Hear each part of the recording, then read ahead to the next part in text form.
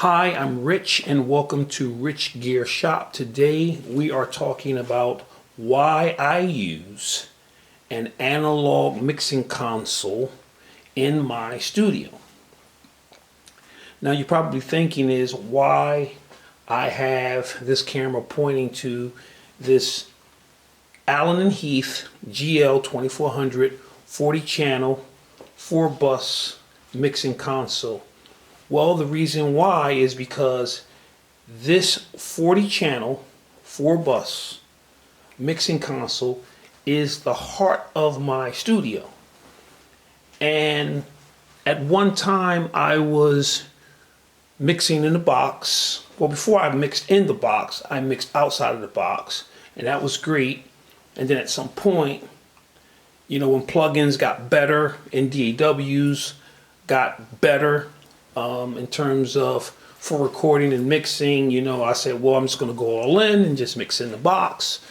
And I wasn't worrying about hardware too much. I didn't necessarily get rid of all my hardware, but some hardware. But I kept some hardware because, of course, you're going to always use hardware no matter what. If you decide that the hardware is better than the plugins. And so I said, hey, let me just go all in, mix in the box, and try that out. And I did that for a number of years. I had a lot of success, and it was great. But then something came along and just messed up everything. And what came along was, what happened was software and hardware were being exploited, I believe, by companies. And what I mean by that is, you used to could buy the software, whether it was plugins or the DAW once, and you kind of just used it, until an upgrade. And maybe, the upgrade was a little fee, or, some companies gave you free upgrades like FL Studio, which is another DAW that I use. And it wasn't really a big issue. But then the straw that broke the camel's back for me was the plugins issue.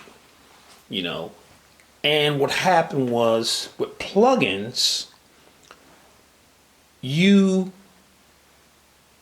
got to a point where the plugins themselves was starting to get higher and higher. And then when Apple or Windows would reach a certain upgrade in their operating systems, the plugins wouldn't work anymore when there became more and more upgrades with the operating systems. And so you had to either get the plugins upgraded or buy the plugins all over again. And for some people, that's a huge cost when you talk about plugins and all that. And it's like, But anyway, I said, you know what? I'm not going to keep going through this thing of upgrading plugins, spending money to keep upgrading DAWs for a ton of money. So I'm going to just use the DAW itself as a tape machine, and I'm going to use a mixer, an analog mixer, to do all my mixing outside of the box, or most of my mixing outside of the box, and maybe a little bit of my mixing inside of the box. And what's nice about having an analog mixer is you don't have to worry about latency. Now, everybody knows that the latency issue is basically, that round trip of the sound coming out of the audio interface, going through the speakers and then coming back in, that round trip thing, where you get that, that famous echo or whatever it is. With an analog mixer, everything is in real time. So whatever's coming out of this mixer is what's going to be coming out of the speakers and in real time. And so that's another reason I got an analog mixer, because I didn't want to, be worrying about the latency issue. Another thing about having an analog mixer is the fact that you have all of various routing capabilities.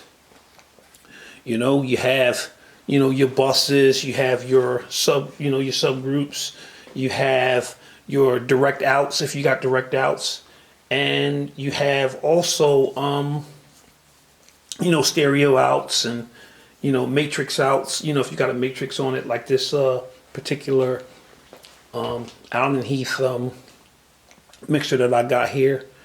And so that's another thing, the various routing capabilities, the number of channels that you have to work with. Now, of course, when you're doing stuff in a box with a DW, some of them have unlimited channels. But what I like about having an actual physical analog mixing console is that you have a limited number of channels, and that's all you have to concentrate with. You ain't got to worry about, well, do I add another channel to do this, or do I add another channel to do that? You only got a certain number of channels to work with, and that's all you have to think about, and that's all you have to use to get your work done. So let's take a look at this mixer a little bit. What I'm going to do is I'm going to try to zoom in and see if you can see this a little bit.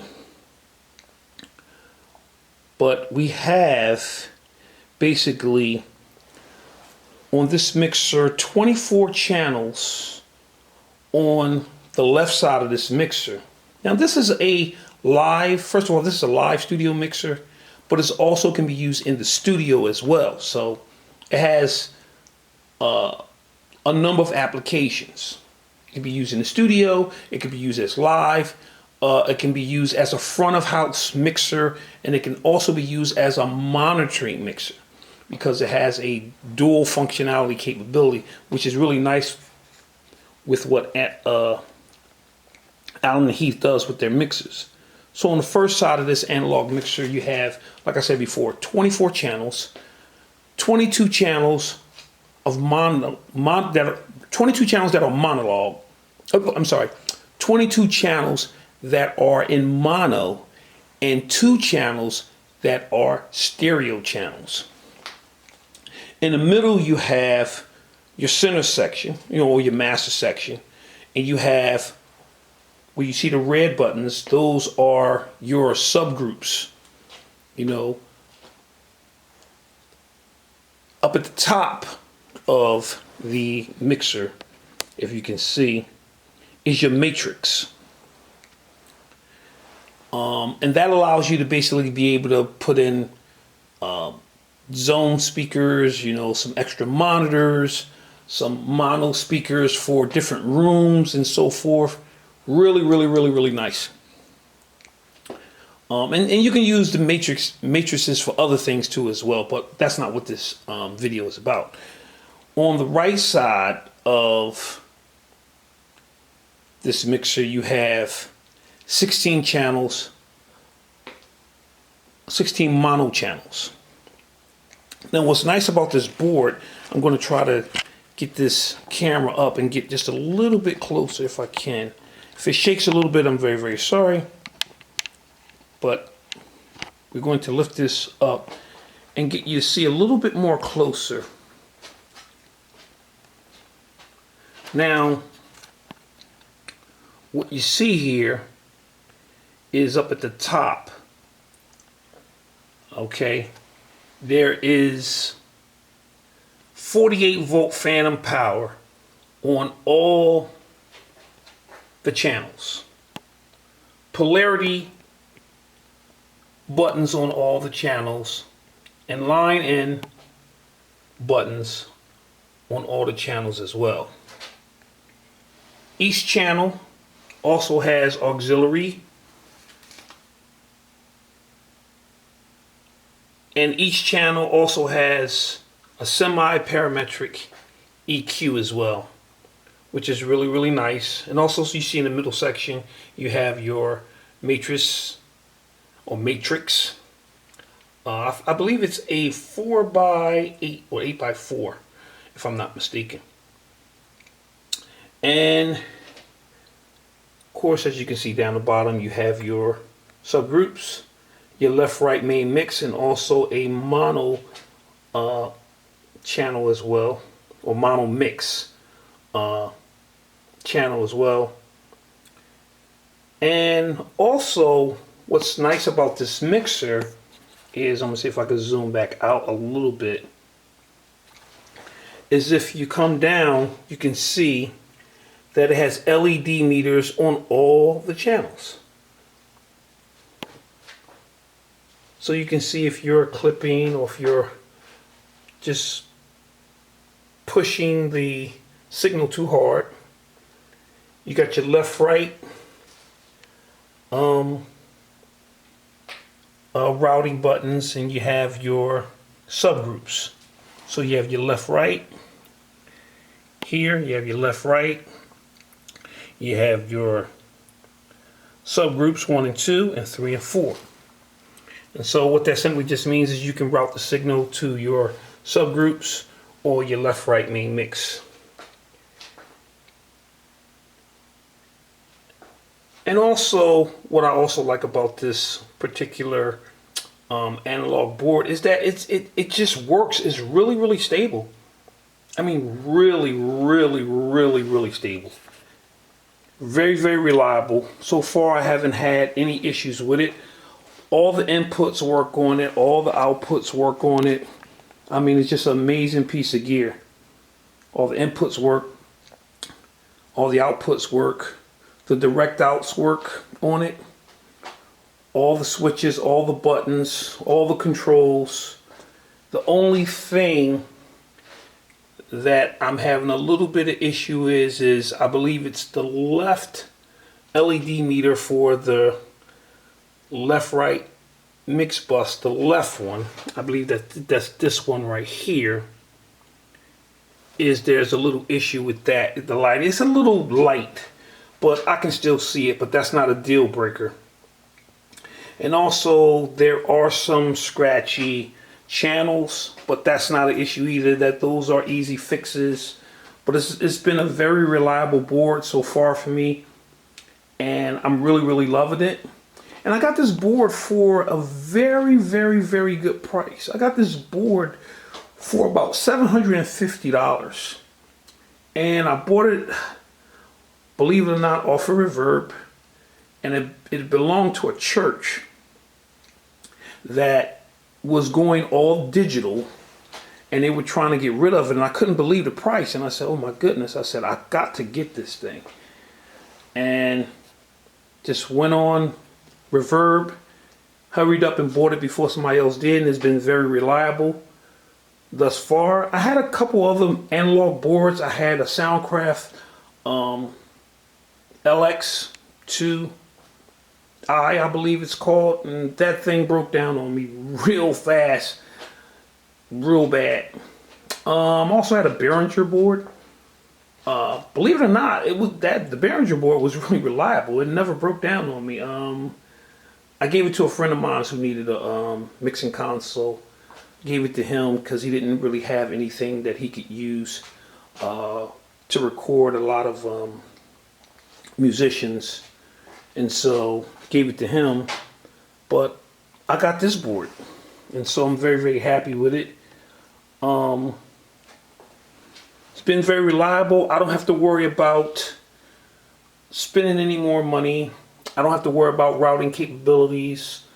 All the channels have preamps, EQs, auxiliary sections, panning, and 48 volt phantom power, polarity. You can switch between line in and mic XLR. And I'm basically primarily using my audio interfaces as a tape machine to run the outputs of the audio interface into the mixer so that I can mix. But I'm also using my patch bays or one patch bay as a intermediary hub to get the signals from the audio interfaces to the mixing board, so you can hear it through my speakers that I have in real time.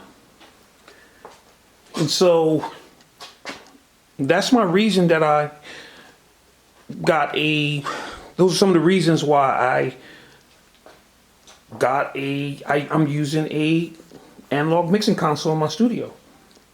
Primary reason, using the DAW as a tape machine to run the audio signals from the DAW out of the audio interfaces into the mixer so that I can mix through the analog mixer. 2, to get rid of the thing of plugins and also processing power from off the computer, so I don't have to use as many plugins to do the work that I have to do. Another issue is latency issue. I don't have to worry about latency issue. What is coming through the mixer and out of the speakers is in real time, so I don't have to worry about, latency issues. And then look how many channels you get. I mean, look how many channels you get off this thing. You got 40 channels. Now, how I use this is the first 24 channels I use for mixing, and the other 16 channels I use for recording back into the audio interface and some multi-effects processing. So dynamic processing, multi-effects processing, primarily for delays, reverbs, and things of that sort.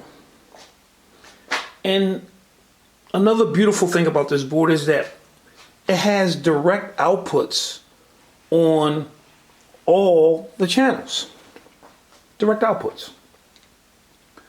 Or I believe at least on all the mono channels, if I'm not mistaken.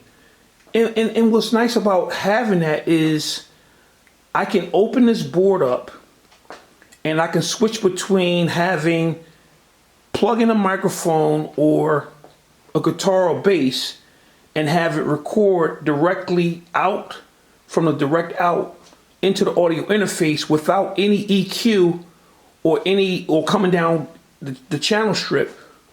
Or there are switches inside this mixer where I can switch it so that when I plug something into the preamp on the channel, it could use the EQ and go all the way down to the mixer, to the fader, and then go to the direct out, if I'm not mistaken. But basically what you can do is you can use the direct outs without using the EQ, or you can use the direct outs using the EQ or going down the channel strip. So that's really, really, really, really, really, really nice. And so that's the reason why I use an analog mixer in my studio. I'm going to say it again just to reiterate. For one, no latency issues. Everything is instant in real time because it's coming out of the mixer. Left, right, main mix, left, right speaker. 2, don't got to worry about plugins. I'm using the hardware, use very little plugins, and I don't got to worry about it.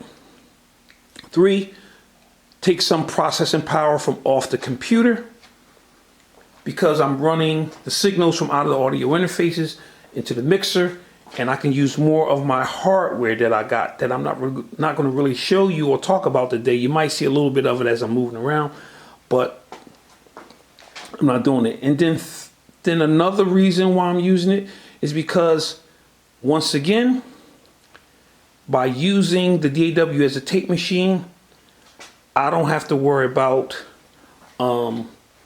reliability of the sound. And everybody know about analog. Analog is great. Sound is great. It's just great. Everything about it is great. And as I said before, this matrix, is a game changer when you have that on a mixer, because you can do so much more with that. We're talking about adding, it could be a camera, it could be speakers in other rooms. I don't really have to worry about that because I'm not using a bunch of rooms, but you can use just add more speakers, so which is really, really good. And if I must say, the preamps on this thing are wonderful. You have basically 40 preamps. And the preamps are awesome on this thing. I thought I wasn't going to really use the preamps to do the recording, but these preamps are awesome. They are really, really low noise, really, really great. They sound good, very good. Not just good, but very good. And the EQs are nice. They're pretty sweet. I'm not saying that they're the greatest in the world, but they're pretty sweet. They're awesome. And so that's why I use an analog console in my studio. Because one, as I said before, you get tired of the riffraff with the software issue, with, just latency issue, with the thing of when you have to upgrade a operating system, and then now what you have for software doesn't work, and now you got to either upgrade software, or you got to upgrade your hardware to work with the operating system, OS or Windows. Got to worry about that. Now at some point you will have to upgrade that, but if you get something that works and you don't upgrade your operating system and it works, then don't upgrade your operating system, and you can be able to use the software that you have with your hardware for a long, long, long time. And so I'm excited. I've had it for a while. I've been using it. It's been great. The only downside by having an analog board is that there is some maintenance on it, but if you take care of it pretty well, keep it covered, just don't handle it, in a crazy way, you'll have it for a pretty long time, and you'll get a lot of use out of it. So far, I haven't had any issues, except for one issue out of this board, and that's the LED for the left main mix, and that's it.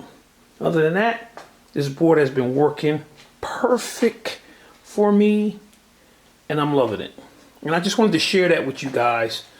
I'm going to make some more videos, and I want you guys to stick with me on my journey so I can show you how I have set up my studio and how I am continuing to set it up, so you can be able to set your studio up the same way as far as patch bays and equipment, along with your mixer, if you decide to use a mixer, or if you don't decide to use a mixer.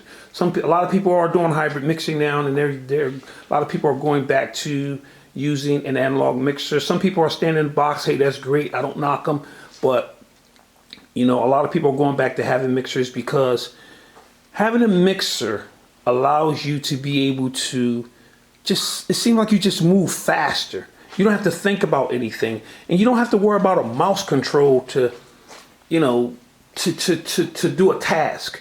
You can just grab it with your fingers, twist the knobs, shape your sound, control your volume, your panning, or whatever you have to do. Use your pieces of equipment, your multi-effects processor, your compressors, and whatever else you use, and just get to work. And also, like I said before, you're limited to a certain number of channels, or tracks, as people want to say. You're limited. And what's nice about being limited is that you don't have to think about anything else, So with that being said, thank you for watching this video. If you like this video, hit the like button. If you aren't subscribed, subscribe to the channel. If you want to share this video, you can share this video. Give a comment as well. I'm not very good at doing these videos yet, but bear with me. And I invite you on this journey of mine as I continue to expand the studio, and hopefully you guys can learn some stuff from me and help build and organize your own studio. All right, have fun, and I'll see you at the next video.